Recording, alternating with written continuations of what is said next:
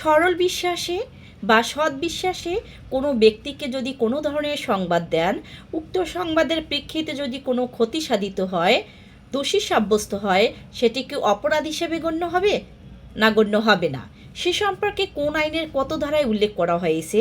1860 সালের দণ্ডবিধির 93 ধারায় উল্লেখ করা হয়েছে communication made in good faith.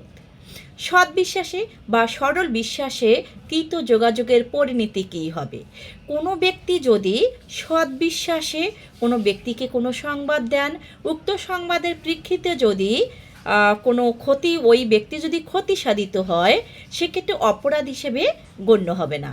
Example হিসেবে বলা যায় যে একজন ডাক্তারের কাছে রোগী গেল, এখন টেস্ট করতে বললো, টেস্ট করালো, টেস্টে ধরা পড়লো তার ক্যান্সার হলো।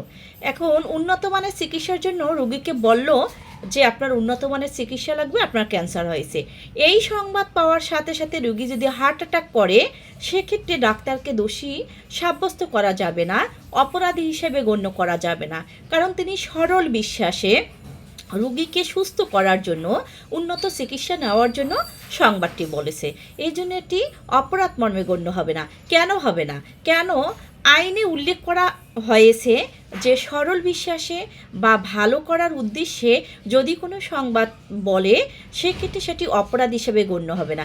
এখন কথা বলেও পার পাওয়া যাবে না যে ওই ব্যক্তির সরল বিশ্বাস, সৎ বিশ্বাস ছিল কি না, সে বিষয়টি হলো প্রমাণের বিষয়।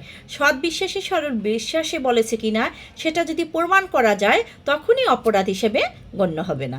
ভালো থাকবেন।